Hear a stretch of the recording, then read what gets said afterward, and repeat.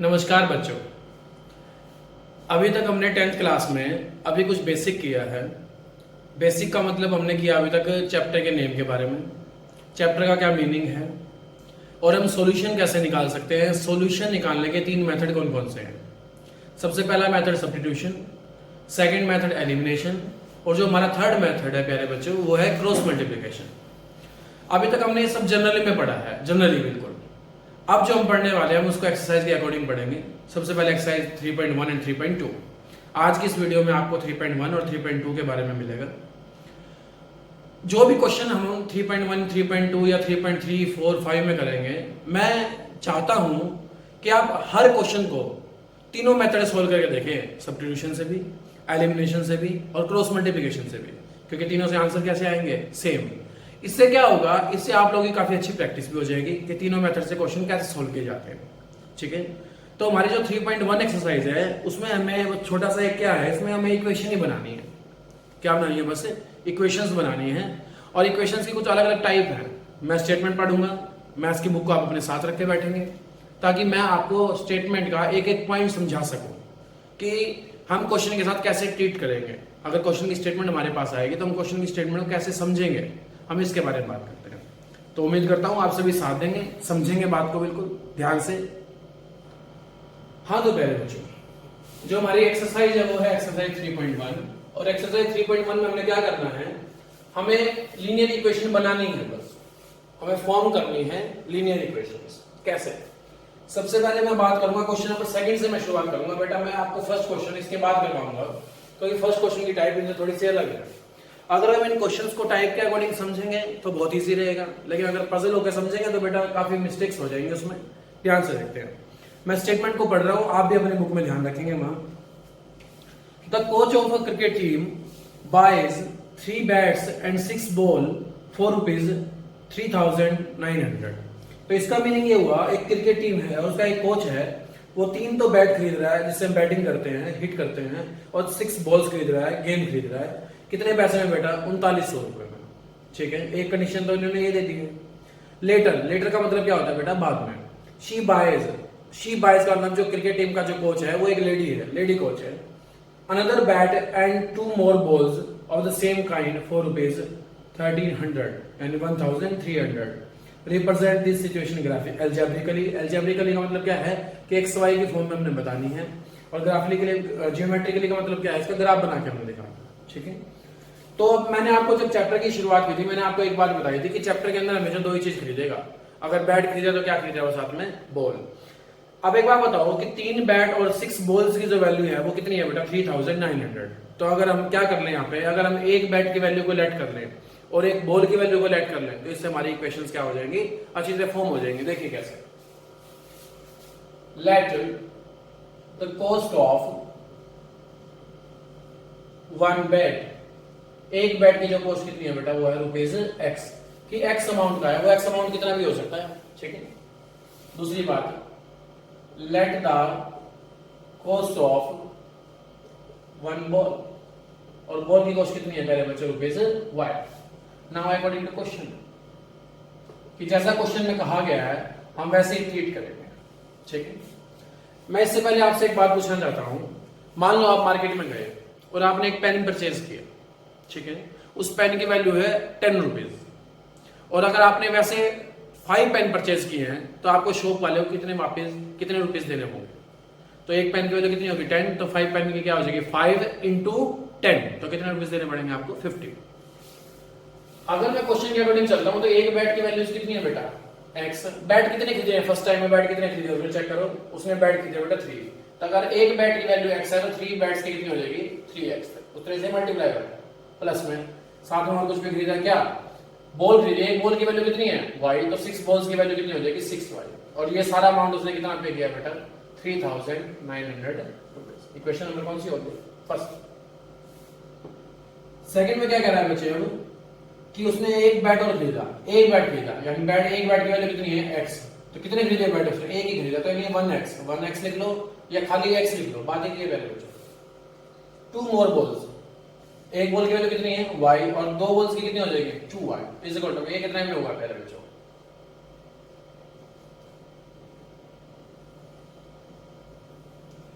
इसको क्या कहते हैं पहले बच्चों? अलजेब्रिकली। क्या कहते हैं? अलजेब्रिकली, यानी एक्स वाई के फॉर्म में हमने क्या दिखा दी? इक्वेशंस। ये हमारी इक्वेशंस हैं और हमने इसको एक्स वाई की फॉर्म में दिखा दी। इस क्वेश्चन में वो दूसरी बात भी कर रहा है प्यारे बच्चों कि इसको ज्योमेट्री का नेम दिखाना है। अब ध्यान से देखो, जब आप इनका ग्राफ बनाओगे, आप जब इनका ग्राफ बनाएंगे तो इनके सॉल्यूशन देखने आपने कैसे बनेंगे। ध्यान से देखो, ये a1 है, ये b1 है और ये यहाँ पे क्या है? c1। तो a1 बाय क्या होता है मेरे बच्चों? a2, यानी 3 बाय क्या आएगा? 1। 6 बाय 2 में कितना होगा? ये भी कितना आएगा? 3 बाय 1। और ये में कितना आएगा मेरे बच्चों? 3 बाय 1। तीनों बातें आपस में क्या आ गई? इक्वल आ गई। इसका मतलब एक ही हुआ क्या कि जब आप इन दोनों का ग्राफ बनाएंगे तो ग्राफ कैसा आएगा बेटा? ये लाइनें कैसी होती हैं? कोइंसिडेंट लाइन होती है, यानी एक लाइन अगर मान लीजिए है तो दूसरी लाइन भी इसी के ऊपर ही बनेगी मेरे बच्चों। और ये लाइनें क्या होती हैं? Coincident line. और कोइंसिडेंट लाइंस के कितने सॉल्यूशन होते हैं मेरे बच्चों? Infinitely many.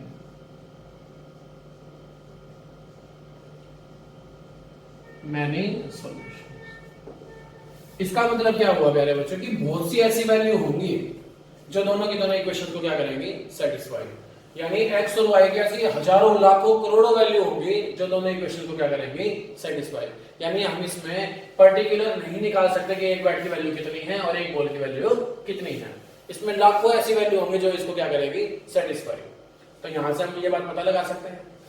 जब हम चैप्टर का लास्ट पढ़ेंगे तो मैं आपको ये भी सिखाऊंगा मेरे बच्चों कि इनफाइनाइटली सॉल्यूशन निकालते भी कैसे हैं। ये भी आपको सिखाया जाएगा, वो कंसेप्ट के बाद की बात है, वो एक्स्ट्राज में आ जाएंगे वो चीजें कि ये कैसे सिखाया जाता है कि इनफाइनाइटली मैनी सॉल्यूशन कैसे निकलते हैं। लेकिन अब ये क्वेश्चन इतना सही है बिल्कुल कि कोस्ट मान ली एक बैट की कितनी है? x, एक बॉल की y, इक्वेशन बना दी। नोट हो गया होगा अच्छे से, उम्मीद करता हूं। नेक्स्ट क्वेश्चन पे आपने क्वेश्चन नंबर 3 पढ़ रहे हैं प्यारे बच्चों। The cost of 2 kg of apples. Apple क्या होते हैं प्यारे बच्चों? सेब। बाजार से जो 2 किलो सेब लिए और 1 किलो क्या लिए? ग्रेप्स। ग्रेप्स का मतलब क्या है? अंगूर। On a day was found to be rupees 160, कि 2 किलो सेब के लिए और 1 किलो हमने जो ग्रेप्स लिया उसके लिए उसको कितने पैसे पे करने पड़े? 160 रुपीज। आफ्टर ए मंथ, एक मंथ के बाद, the cost of 4 kg of Apple and 2 kg of grapes. 4 kg उसने क्या खरीदे? एप्पल। और 2 kg ऑफ क्या खरीदे उसने? ग्रेप्स। और उसके लिए कितने पैसे दिए उसने? रुपीज 300। तो इसको भी अलजेब्रिकली क्या ज्योमेट्रिकली रिप्रेजेंट करना है। तो वही बात मानेंगे क्या है बच्चों? Late the cost of 1 kg of Apple. 1 kg of Apple की कॉस्ट कितनी है पहले बच्चों? Rupees x। दोबारा बात आएगी पहले बच्चों। Late the cost of 1 kg of grapes. और ये कितनी होगी पहले बच्चों? Rupees y। वही बात क्या?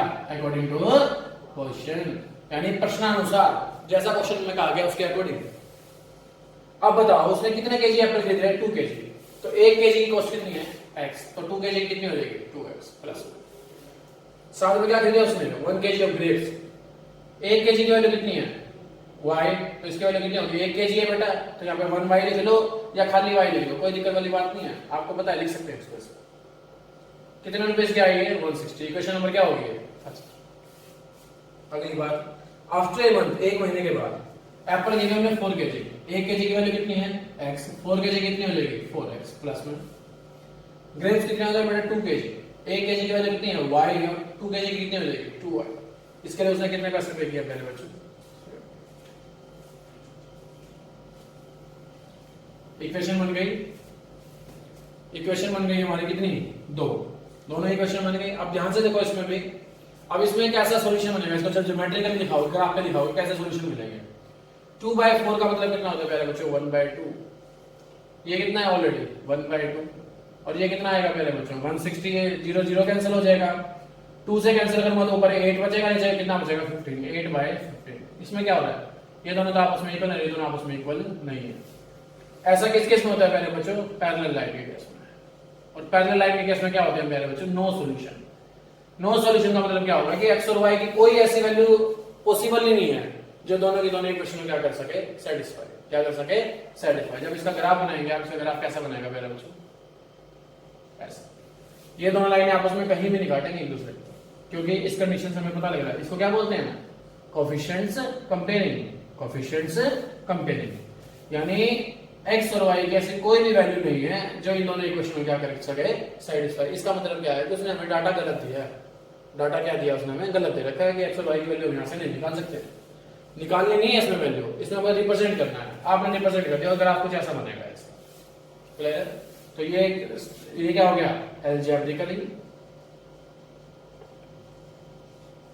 और जब इसका ग्राफ बनाएंगे आप तो ये क्या बन जाएगा पहले बच्चों जियोमेट्रिकली।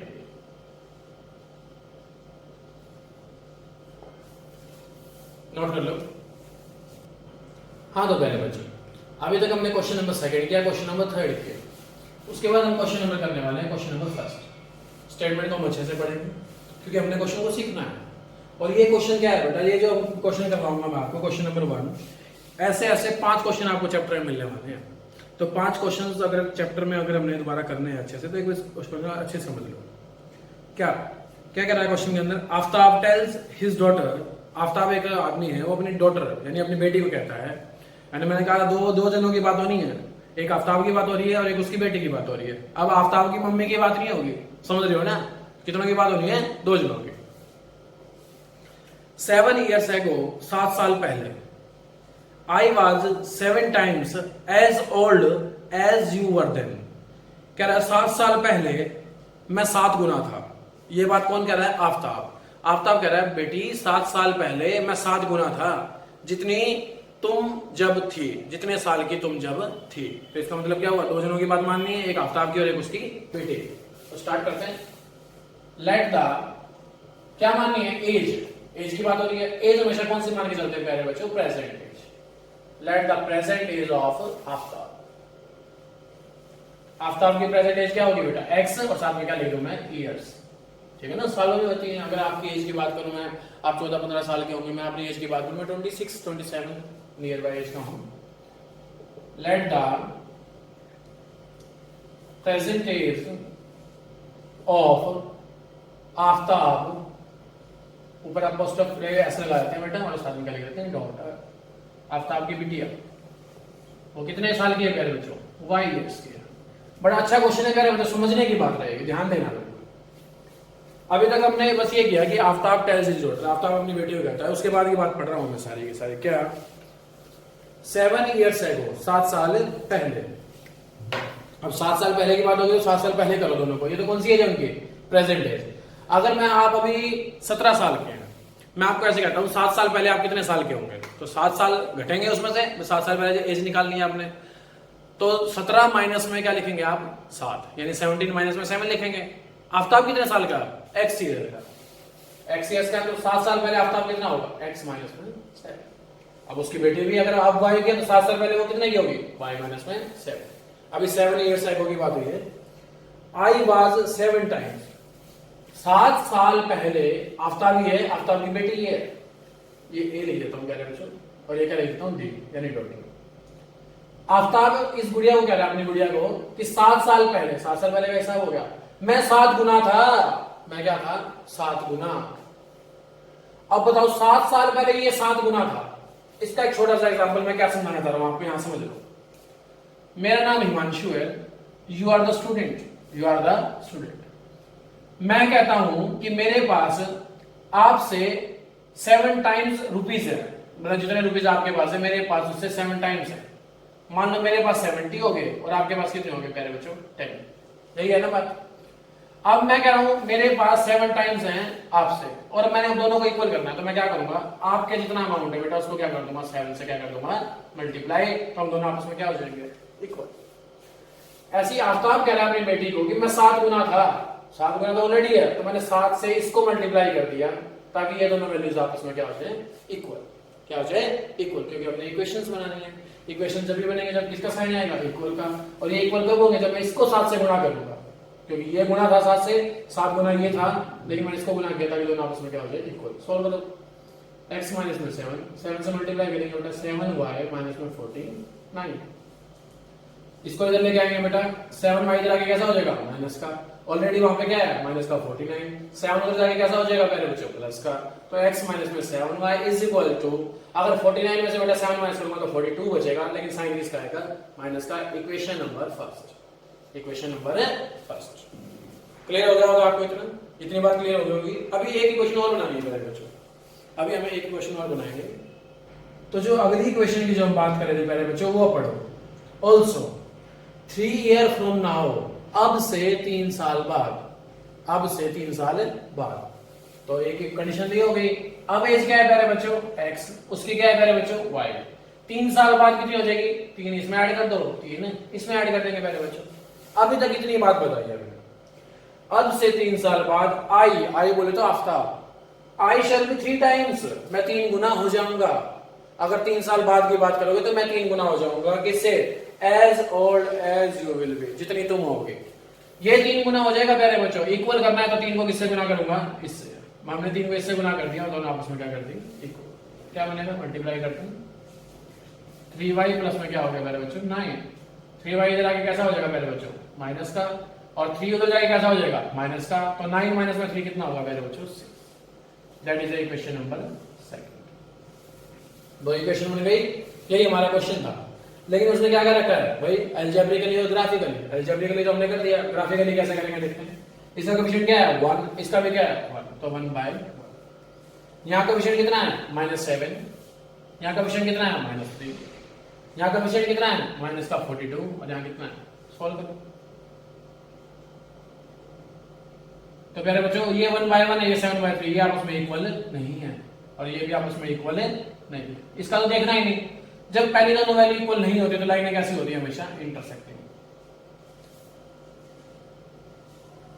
और इंटरसेक्टिंग के सॉल्यूशन कितने होते होंगे, इसका मतलब क्या है प्यारे बच्चों, जब आप इसका ग्राफ बनाएंगे ना तो ये दोनों लाइन आपस में क्या करेंगे, इंटरसेक्ट। यानी आपको एज मिल सकती है इस क्वेश्चन से, क्योंकि सॉल्यूशन कैसे हैं, वन सॉल्यूशन। ये लाइन आपस में हमेशा क्या करेंगे, इंटर। आपने इन तीनों क्वेश्चन के ग्राफ बना के देखने प्यारे बच्चों। अगर बाय चांस का कोई ग्राफ आपसे नहीं बन रहा हो तो आप मेरे को बताएंगे, कमेंट बॉक्स में कमेंट करेंगे, I will shoot again. Okay, is it clear? तो exercise 3.1 is now completed and I hope so it is clear to everyone. Thank you. तो प्यारे बच्चों हमारी एक्सरसाइज 3.1 कंप्लीट हो चुकी है। एक्सरसाइज को अपनी नोटबुक में करें, आप क्वेश्चन को ट्राई करके देखें, जो इक्वेशंस मैंने आपको बताई उनके ग्राफ बनाने की कोशिश करें।